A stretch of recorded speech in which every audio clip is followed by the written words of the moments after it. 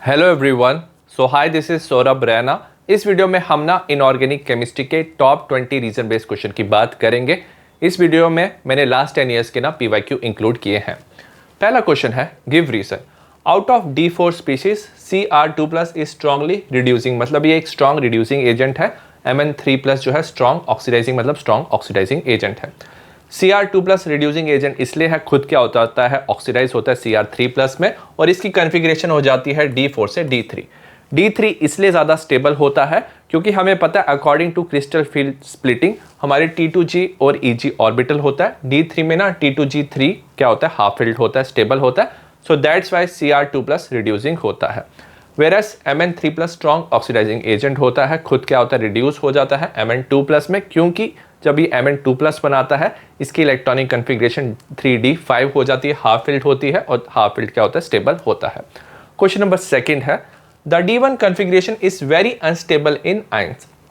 काफ़ी ज़्यादा अनस्टेबल होता है D1 कन्फिग्रेशन। ऐसा इसलिए होता है क्योंकि ना अगर D1 कन्फिग्रेशन वाला जो मेटल आयन है वो इलेक्ट्रॉन लूज कर ले तो वो ना स्टेबल नोबल गैस कन्फिग्रेशन बना लेता है। सो दैट्स वाई जो D1 कन्फिग्रेशन है वो क्या होती है, वेरी अनस्टेबल होती है। क्वेश्चन नंबर थर्ड है, give reason for the following. पहला है, transition metal form alloys. Transition metals इसलिए अलॉय बनाते हैं क्योंकि इनका सिमिलर एटॉमिक रेडियाई होता है। तो जब आप इनको मेल्ट करते हो ना तो क्रिस्टल लैटिस में एक 3 डायमेंशनल स्ट्रक्चर में वो एक दूसरे की पोजीशन ऑक्यूपाई कर सकते हैं और अलॉयज बनाते हैं। सेकंड क्वेश्चन है, Mn2O3 is basic whereas Mn2O7 is acidic. अगर इसमें Mn की ऑक्सीडेशन नंबर की बात करें, यहाँ पे +3 है और यहाँ पे +7 है। और याद रखना जो लोअर ऑक्साइड्स होते हैं वो बेसिक होते हैं, क्योंकि लोअर ऑक्साइड्स में ना इनके d ऑर्बिटल में इलेक्ट्रॉन पेयर होता है, वो इलेक्ट्रॉन पेयर डोनेट कर सकते हैं और ये बेसिक होते हैं। वेयरएज जब हायर ऑक्साइड्स होते हैं ना, हायर ऑक्साइड्स में ना इनका ऑर्बिटल एम्प्टी होता है, तो ये इलेक्ट्रॉन पेयर एक्सेप्ट कर सकते हैं, तो ये एसिडिक होते हैं। नेक्स्ट है, Zn2+ salts are white whereas Cu2+ salts are coloured. Zn2+ होता है 3d10, इसके सारे इलेक्ट्रॉन क्या होते हैं, पेयर्ड होते हैं, फिल्ड होते हैं, सो इसमें कोई dd ट्रांजिशन नहीं होती। वेयरएज कॉपर 2+ 3d9 होता है, इसके पास एक अनपेयर्ड इलेक्ट्रॉन प्रेजेंट होता है, तो ये dd ट्रांजिशन करता है और कलर शो करता है। क्वेश्चन नंबर 5 है, give reason for following statement. पहला स्टेटमेंट है, copper does not displace hydrogen from acid. जो कॉपर है वो हाइड्रोजन को डिस्प्लेस नहीं करता एसिड से। ऐसा इसलिए होता है क्योंकि जो कॉपर है वो लेस रिएक्टिव होता है एज कंपेयर टू हाइड्रोजन। तो रिएक्टिविटी सीरीज में हाइड्रोजन से नीचे होता है। इसका जो इलेक्ट्रोड पोटेंशियल है वो पॉजिटिव होता है, so it can not give up electron. तो ये इलेक्ट्रॉन नहीं दे पाता to displace hydrogen ion from the acid solution. B है, transition metal and most of their compound show paramagnetic behaviour. अब ट्रांजिशन मेटल और उसके कंपाउंड पैरामैग्नेटिक इसलिए होते हैं क्योंकि इनका जो n-1d ऑर्बिटल है उसमें अनपेयर्ड इलेक्ट्रॉन प्रेजेंट होते हैं, और अनपेयर्ड इलेक्ट्रॉन प्रेजेंट होने की वजह से ये पैरामैग्नेटिक होते हैं। सी है, zinc, cadmium, mercury are soft metal. अब ये तीनों सॉफ्ट मेटल इसलिए होते हैं क्योंकि इनका ना फुली फिल्ड क्या होता है, d ऑर्बिटल होता है। एज ए रिजल्ट ना ये ना मेटेलिक बॉन्ड नहीं बना पाते। मेटेलिक बॉन्ड इनका स्ट्रॉन्ग नहीं होने की वजह से ये क्या हो जाते हैं, सॉफ्ट मेटल होते हैं, और इनका melting and boiling point low होता है। क्वेश्चन नंबर 6 है, how would you account for the following. पहला, highest fluoride of Mn is MnF4 whereas the highest oxide क्या होता है, Mn2O7 होता है। अगर हम बात करें ना, जो Mn है फ्लोरीन के साथ सिर्फ 4+ ऑक्सीडेशन स्टेट शो करता है, वेयरएज ऑक्सीजन के साथ अपनी हाईएस्ट ऑक्सीडेशन स्टेट +7 शो करता है। ऐसा इसलिए होता है क्योंकि जो फ्लोरीन है वो सिंगल बॉन्ड बना सकता है, वेयर एज जो ऑक्सीजन है वो मल्टीपल बॉन्ड बना सकता है। तो fluorine is unable to form multiple bond with metal, whereas oxygen is capable of doing so. Oxygen double bond बना सकता है। So as a result oxygen की ज़्यादा क्या होती है, कैपेसिटी होती है कि ये स्टेबलाइज करे हायर ऑक्सीडेशन स्टेट को। सेकेंड है, transition metal and there compound show catalytic property. Transition metal और इनके जो कंपाउंड्स हैं वो कैटालिटिक प्रॉपर्टी शो करते हैं। ऐसा इसलिए होता है क्योंकि इनकी ना मल्टीपल ऑक्सीडेशन स्टेट होती है, तो ना ये रिएक्टेंट के साथ कंबाइन करके ना इंटरमीडिएट कॉम्प्लेक्स बनाते हैं, एक्टिवेशन एनर्जी को लोअर करते हैं और ज़्यादा रिएक्टेंट को प्रोडक्ट में कन्वर्ट करते हैं। क्वेश्चन नंबर 7 है, अकाउंट फॉर द फॉलोइंग। जो कॉपर प्लस आयन है is unstable in aqueous solution. अब जो कॉपर प्लस है ना, ये ना डिसप्रपोर्शनेशन रिएक्शन शो करता है एक्वस सोल्यूशन में। एक तरफ ये ऑक्सीडाइज होता है कॉपर 2+ में और एक तरफ रिड्यूस होता है कॉपर में। अगर हम बात करें ये कॉपर 2+ में इसलिए कन्वर्ट होता है क्योंकि it is more stable than copper +1 ion in aqueous solution. ऐसा इसलिए होता है जब ये कॉपर 2+ में कन्वर्ट होता है ना, इसका साइज डिक्रीज हो जाता है, तो वाटर के मॉलिक्यूल से सराउंड करते हैं और ना एनर्जी रिलीज करते हैं, उसे हम बोलते हैं हाइड्रेशन एंथैल्पी। तो हाइड्रेशन एंथैल्पी जो है एनर्जी रिलीज होता है कॉपर 2+ का, वो ज्यादा होता है एज कंपेयर टू कॉपर +1, क्योंकि कॉपर +2 स्मॉल साइज होता है और ये कंपनसेट करता है सेकेंड आयनाइजेशन एंथैल्पी। तो अगर आपको एक इलेक्ट्रॉन रिमूव करना है, +1 से +2 में जाना है, तो सेकेंड आयनाइजेशन एंथैल्पी को कंपनसेट करता है hydration enthalpy. So that's why copper 2+ में स्टेबल होता है। क्वेश्चन नंबर 8 है, why is Mn2+ much more resistant than Fe2+ towards oxidation. मतलब जो Mn2+ है वो ऑक्सीडेशन शो नहीं करता, वो रेजिस्टेंट है towards oxidation, whereas Fe2+ easily oxidation show करता है। ऐसा इसलिए है क्योंकि जो Mn2+ है इसकी इलेक्ट्रॉनिक कन्फिगरेशन 3d5 होते हैं, ये ऑलरेडी क्या होता है, हाफ फील्ड स्टेबल होता है, सो ये इजिली ऑक्सीडेशन शो नहीं करता। वेरस जो Fe3+ है वो 3d5 होता है, सो दैट्स वाई Fe2+ इजिली एक इलेक्ट्रॉन लूज करके क्या Fe3+ बना देता है, तो ये इजिली ऑक्सीडाइज हो जाता है। क्वेश्चन नंबर 9 है, why the transition metal generally form coloured complex. Transition metal coloured complex इसलिए बनाते हैं क्योंकि इनके पास अनपेयर्ड इलेक्ट्रॉन होता है और ये dd ट्रांजिशन शो करते हैं। It is due to dd transition of unpaired electron. Transition metal ion absorb radiation of a particular wavelength. तो एक पर्टिकुलर वेवलेंथ की ये रेडिएशन एब्जॉर्ब करेंगे और जो रिफ्लेक्ट करेंगे रिमेनिंग, मतलब जो कॉम्प्लीमेंट्री कलर है वो ये शो करेंगे, दिस इम्पार्ट कलर। सो इसकी वजह से इनका कलर आता है। क्वेश्चन नंबर 10 है, why E0 value of Mn3+ to Mn2+ couple is highly positive. Highly positive का मतलब क्या होता है, E0 का जो रिएक्शन है फॉरवर्ड डायरेक्शन में जाता है, 3+ इजिली 2+ में कन्वर्ट हो जाता है।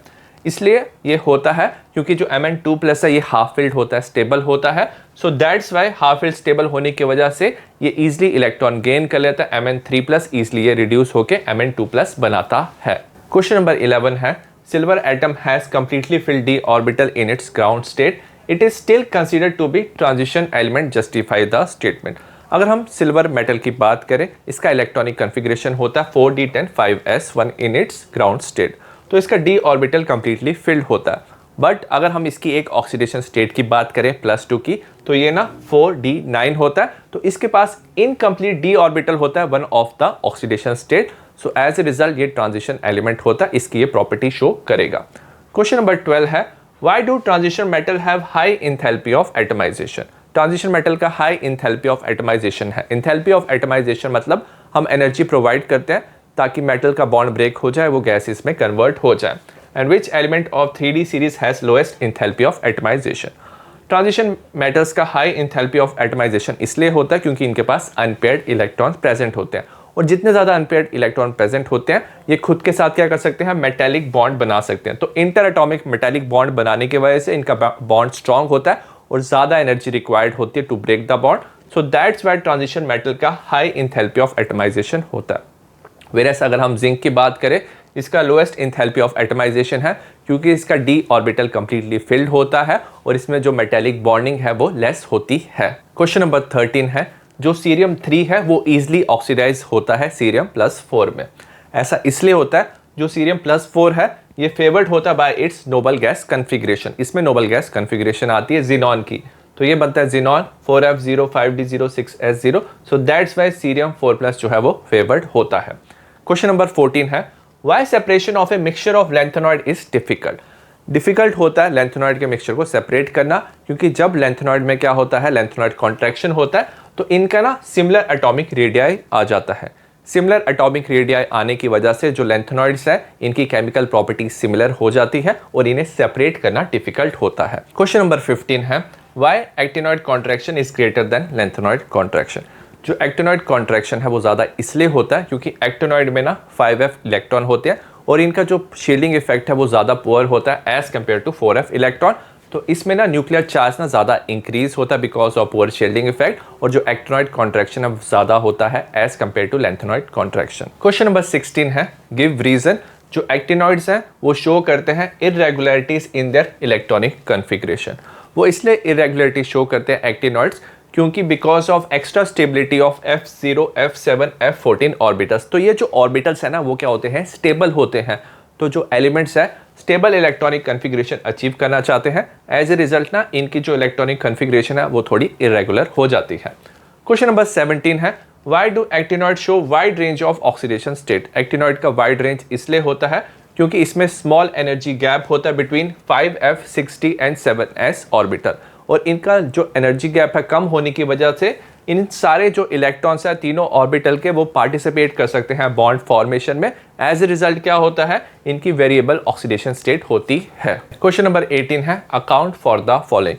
Copper has exceptionally positive E0 of Mn2 to M value. जो कॉपर है वो कॉपर 2+ से ज़्यादा कॉपर की फॉर्म में क्या रहता है, स्टेबल रहता है, क्योंकि अगर आपको कॉपर 2+ में कन्वर्ट करना है तो आपको काफ़ी ज़्यादा एनर्जी की रिक्वायरमेंट होती है।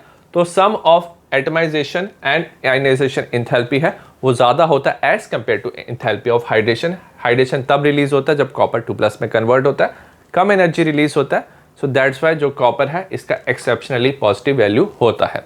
सेकेंड है इसका, why is permanganate titration not carried out in presence of HCl। Normally जो परमैग्नेट टाइट्रेशन है वो एसिडिक मीडियम में होता है, हम H2SO4 लेते हैं, HCl नहीं लेते, क्योंकि जो HCl है ना ये ऑक्सीडाइज हो जाता है क्लोरीन गैस में।